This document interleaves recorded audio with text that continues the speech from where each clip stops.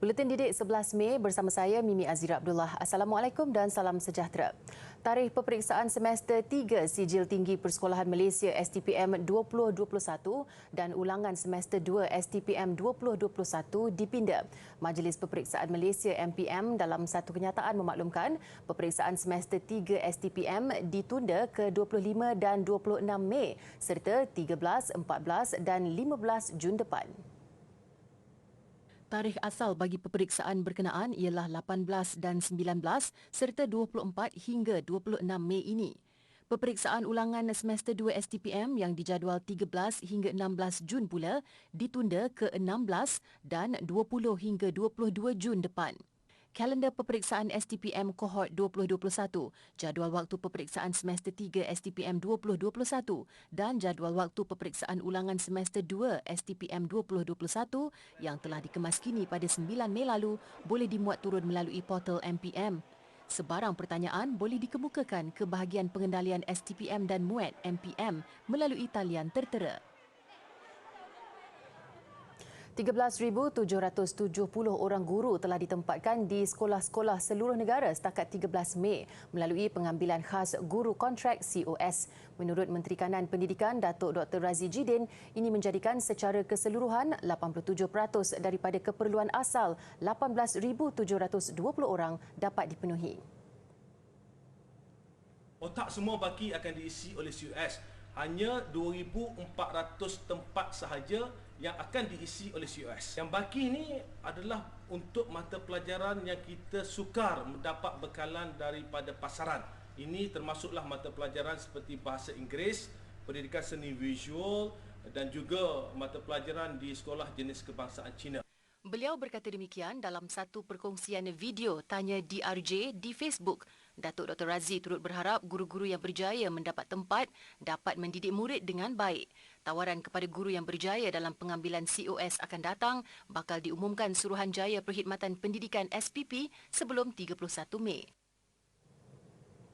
Sementara itu, Datuk Dr. Razi hari ini menerima kunjungan hormat Menteri Pendidikan Maldives Dr. Aishath Ali dan delegasi. Pertemuan empat mata itu antara lain membincangkan pelbagai perkara berkaitan bidang pendidikan. Ini termasuklah usaha meningkatkan kolaborasi serta meneroka potensi kerjasama dalam bidang berkaitan termasuk latihan. Datuk Dr. Razi berharap hubungan baik itu akan berterusan dan kerjasama yang terjalin secara tidak langsung dapat menyokong peningkatan ekosistem pendidikan antara kedua-dua negara. Seterusnya, Guru Tunjang Sekolah Sejahtera dipilih sebagai tema Hari Guru yang akan disambut pada Isnin depan. Ia sebagai memberi pengiktirafan kepada mereka selaku tunjang terpenting dalam sistem pendidikan negara dan pada masa sama bagi mengenang jasa guru sebagai pendidik. Ilmu kepada murid, guru juga memastikan murid yang lahir daripada sistem pendidikan negara mempunyai sasiah serta daya saing yang tinggi melalui penjiwaan amalan baik yang diterapkan secara semula jadi di sekolah. Penjiwaan amalan baik itu termasuk pembudayaan nilai murni, kemahiran dan sikap positif yang dibangunkan dalam diri murid. Tema Guru Tunjang Sekolah Sejahtera itu turut menyentuh peranan guru dalam memperkasa profesionalisme ke arah membina generasi baru negara yang dapat memenuhi matlamat falsafah pendidikan kebangsaan. Di sebalik perkataan sejahtera, ia adalah gabungan akronim kepada 14 nilai-nilai murni iaitu S untuk selamat, seronok dan sihat. E melambangkan etika dan empati. J pula jati diri, manakala A adab sopan dan H harmoni. T membawa maksud tekun, teliti dan terampil. E untuk eksplorasi, R ialah rasional dan A bermaksud artikulasi. Dalam pada itu, konsep itu juga menggalakkan setiap aktiviti di sekolah yang memerlukan penyatuan 3 domain pembelajaran iaitu kognitif, sosio-emosi dan tingkah laku. Ketiga-tiga domain itu perlu diintegrasikan dalam setiap aktiviti institusi pendidikan yang menekankan kepentingan ilmu, nilai murni serta peranan ilmu dalam pembangunan insan dan masyarakat. 24 sekolah di Beaufort dan Tenem, Sabah ditutup hari ini akibat banjir. Pengarah Pendidikan Sabah, Datuk Dr. Mistrini Radin berkata, keputusan penutupan itu susulan hujan berterusan sejak Isnin. Penutupan sekolah buat sementara waktu ini melibatkan 4,526 murid dan 474 guru. Jelas Datuk Dr. Mistrin, 17 sekolah di Beaufort melibatkan antaranya Sekolah Menengah Kebangsaan St. Paul, SJKC Lian Hua, SK Lago dan SK Pekan Membakut. Manakala di Tenem, 7 sekolah turut terkesan. SK Mandalom pula ditutup untuk dijadikan pusat pemindahan sementara bagi menempatkan mangsa banjir di kampung berhampiran. Semalam, Jawatan Kuasa Pengurusan Bencana Negeri Sabah memaklumkan 49 kampung di Beaufort dan Tenem terjejas banjir berikutan hujan lebat berterusan sejak petang Isnin.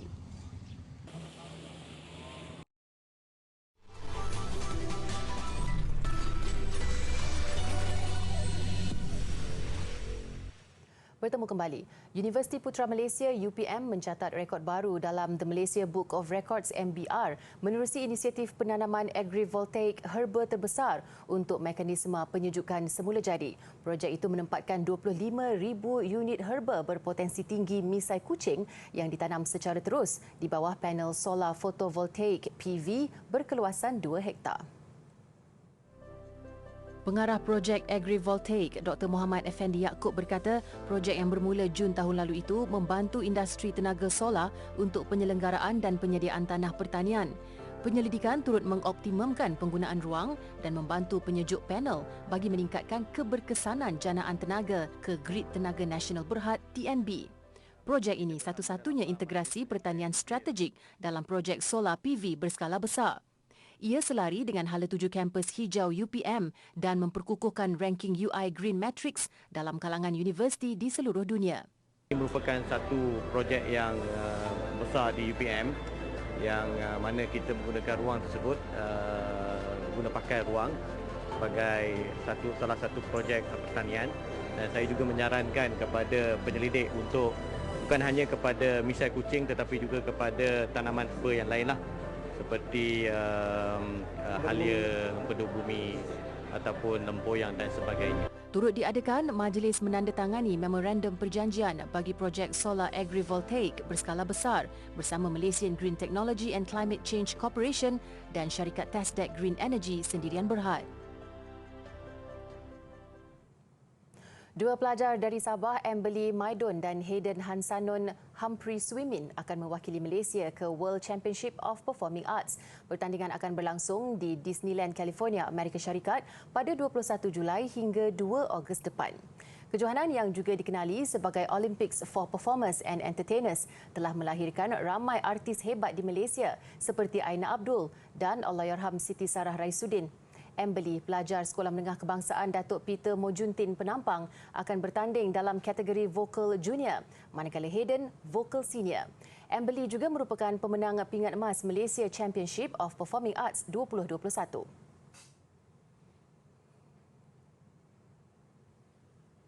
Pameran Tenun Pahang Diraja yang julung kali diadakan di London, United Kingdom bukan sahaja memperkenal kraf tradisional negara secara global, malah untuk dihargai generasi muda. Sehubungan itu, Raja Permaisuri Agong Tunku Hajah Azizah Aminah Maimunah Iskandariah yang menerajui seni itu turut menyeru warga Malaysia di sana untuk bersama menyokong selain menghayati dan berbangga dengan legasi berkenaan. Keanggunan tenun Pahang Diraja yang sedang dipamerkan sempena London Craft Week bertemakan Harapan Menyulam berlangsung dari 9 hingga 15 Mei di Bangunan Suruhanjaya Tinggi Malaysia di Belgrave Square. Ia menampilkan tenunan tradisional lengkap dengan penenun bertugas serta koleksi busana diraja milik Tunku Hajah Azizah Aminah Maimunah Iskandariah.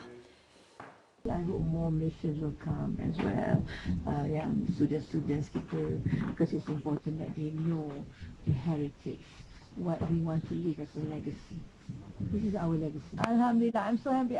Saya gembira untuk penjara kerana saya ini semualah yang ni buat kerja ni. Itu apa sebagai satu bukan insentif, to show saya punya keadaan saya. Ya, setiap kali saya kalau masuk penjara, saya cakap memang saya pakai baju cantik, orang tanya saya kata penjara banduan buat. Terima kasih kerana buat saya baju yang cantik-cantik. Pameran ini turut menampilkan fabrik arkib Museum Pahang seperti koleksi baju kurung Riau Pahang serta 20 helai sampin. I cannot believe it because the first time we sat down with Her Majesty was only in October, so that was less than a year ago. And now, look at this. I mean, it's miraculous. Menjunjung kasih pada tuanku kerana membawa saya sampai ke London dalam bidang tenun bersama menjayakan kraf di tenun. Setakat ini, terdapat lebih 200 penenun di Pahang berbanding 15 orang sahaja pada 2006. 961,597 atau 27.1% kanak-kanak berumur 5 hingga 11 tahun di negara ini lengkap menerima vaksin di bawah program imunisasi COVID-19 kebangsaan untuk kanak-kanak Big Kids setakat semalam. Menurut COVID Now, 1,569,286 kanak-kanak atau 44.2% daripada kumpulan itu telah menerima sekurang-kurangnya 1 dos vaksin. Bagi remaja berumur 12 hingga 17 tahun, seramai 2,899,554 atau 93.2% telah lengkap vaksinasi, manakala 96.3% menerima sekurang-kurangnya 1 dos vaksin. Pada masa sama, sejumlah 22,999,639 atau 97.6% golongan dewasa telah lengkap 2 dos. 23,245,044 lagi menerima sekurang-kurangnya 1 dos vaksin COVID-19.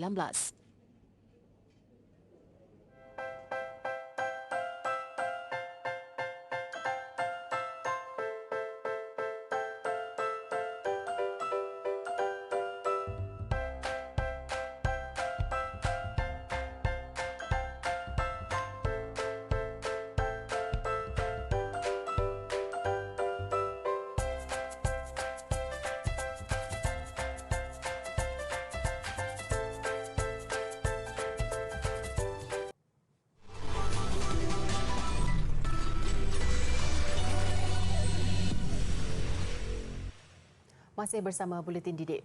Lebih 6.5 juta kanak-kanak di Syria perlukan bantuan.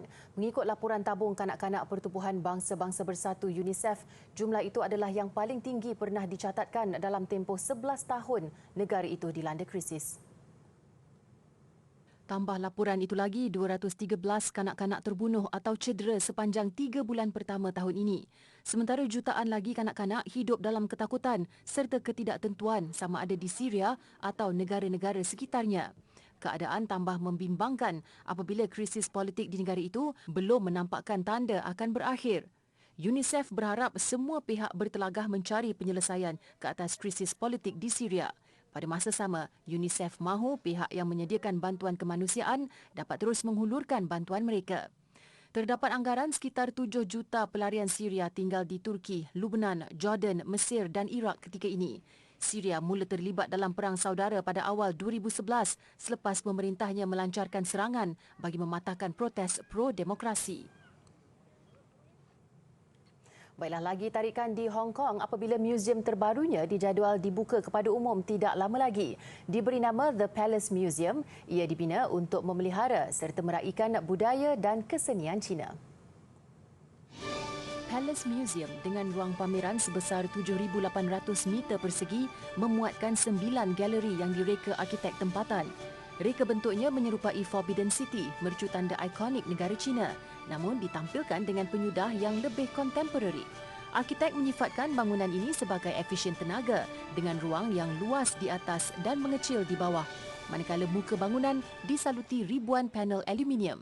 Muzium ini bakal menempatkan 900 hasil seni. Sejajar dengan objektifnya untuk terus mempromosi kesenian serta kebudayaan Cina, pihak muzium memberi jaminan bahawa ia mampu menjadi lokasi simpanan yang selamat. Ratusan peminat menghadiri acara sambutan ulang tahun ke-45 Star Wars di Lima, Peru. Mereka memakai kostum pelbagai watak daripada franchise multimedia epik itu seperti Jedi, Darth Vader dan Princess Leia. Menariknya, pengunjung terdiri daripada pelbagai peringkat umur. Ada yang sudah lama meminati Star Wars dan cuba menurunkan minat itu kepada generasi baru. Tidak kurang juga yang mempelajari kisah itu daripada golongan muda. Ese traje que él lleva puesto Bueno, yo sí lo he hecho. Íntegramente sí lo he hecho. Saca de tu máscara, tu cara. Él también es cosplay de los 3 años y estamos ahí en el grupo de MOS, apoyando siempre a todas las caminatas. Llamó la atención, ¿no? Y bueno, en Perú se ve bastante gente, ¿no? Ligada a lo que es Star Wars y es bueno, ¿no? Yo trato de transmitirle eso a mi hija, por ejemplo, le he hecho ver las películas para que ella también le encante ese tema de las historias, ¿no? Historias galácticas. Bueno, lo aprendí de mi hijo Cristian, porque él estudió en la Toulouse-Lautrec y desde ahí, desde pequeñito, él tenía afición a esto, aprecio, amigo, de los regalos, de los juguetes que él compraba. Dalam kalangan ibu bapa yang hadir juga, ramai mengakui aktiviti sebegini cara terbaik menyatukan seluruh keluarga. Hari Star Wars diraikan setiap tahun pada 4 Mei dengan tema May the Fourth be with you yang berasal daripada slogan terkenal franchise itu. Adakah anda suka bercucuk tanam? Apakah yang diperlukan untuk mendapatkan tumbuhan yang subur dan sihat? Okey, di sini saya kongsikan dengan anda aktiviti Mari Berkompos. Okey, kita akan buat baja kompos yang mana bahan-bahan yang digunakan adalah bahan berasaskan karbon ataupun kita panggil bahan perang, bahan yang berasaskan nitrogen yang kita panggil bahan hijau, tanah dan juga air. Okey, antara bahan yang kita gunakan adalah sayur-sayuran, lebihan sayur-sayuran dan buah-buahan, daun dan juga rumput dan juga surat khabar lama. Okey, nampak mudah bukan? Jomlah cuba.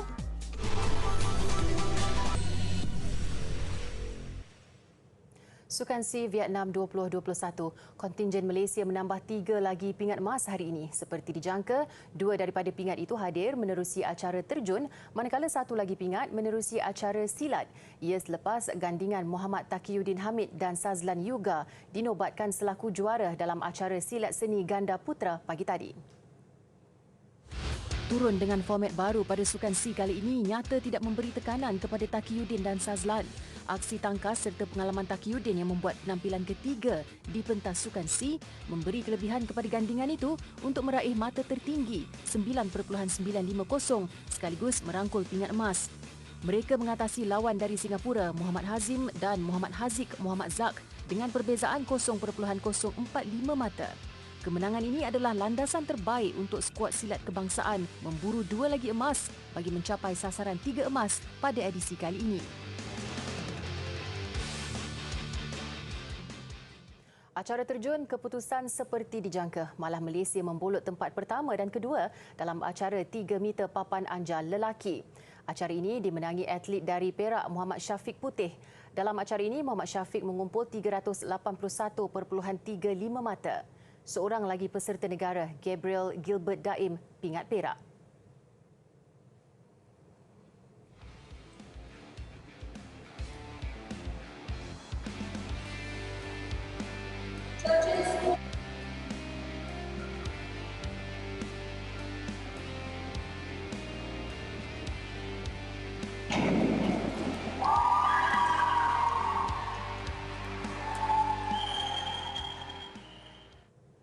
Seterusnya, kedudukan senarai pingat sehingga jam 7 malam tadi. Malaysia di kedudukan kedua daripada 10 kontingen yang mengambil bahagian. Kontingen Malaysia sudah mengumpul 9 emas, 4 perak dan 5 gangsa. Pingat emas ketiga diperolehi kontingen Malaysia hari ini menerusi acara 10 meter platform seirama wanita. Acara itu dimenangi atlet bertaraf Olimpik Datuk Pandelela Rinong dan Nur Dabitah Sabri. Ia juga pingat emas ke-8 buat Malaysia dalam acara terjun dan yang terakhir menerusi acara itu dalam Sukan SEA ke-31 dan paling melegakan apabila Malaysia turut membolot kesemua pingat emas dalam acara terjun.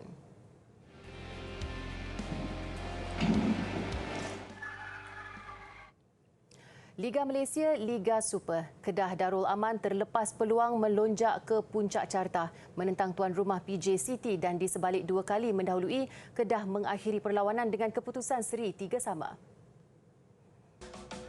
Kegagalan pertahanan PJ City mengeluarkan bola memakan diri. Tindakan pantas penyerang import Kedah Ronald Ngahwanja menghulurkan kaki menyebabkan kedudukan segera berubah.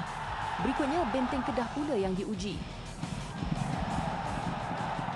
giliran Darren Lock mendapat bola. PJ menyamakan kedudukan. Minit ke-33, Kedah kembali di depan, juga menerusi gol oleh Ngah Wanja. Minit ke-65, Ngah Wanja sekali lagi jadi tumpuan. Dia tenang memperdaya 4 pemain PJ termasuk penjaga golnya untuk disusuli jaringan hat-trick dalam perlawanan ini. Ketinggalan 1-3, PJ kembali merapatkan kedudukan hasil tandukan Mahali Jasuli minit ke-77. Berikutnya juga berpunca daripada satu sepakan percuma, kali ini giliran Khairul Muhammad Zamri menanduk masuk gol penyamaan PJ. PJ City 3, Kedah Darul Aman 3.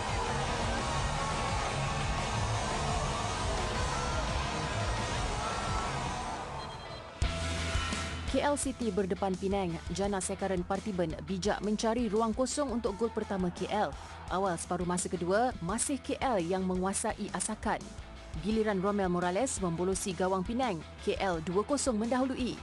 Bakat daripada pemain tempatan tidak kurang hebatnya.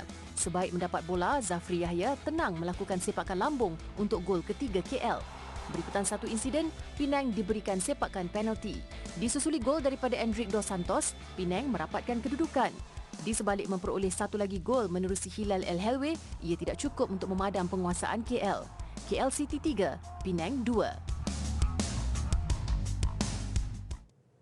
Baiklah, visual keindahan Gua Sondung di Vietnam, antara yang terbesar di dunia, mengakhiri buletin didik. Berukuran 9 km dan 150 meter tinggi, Sondung turut dilalui air sungai deras di dalamnya.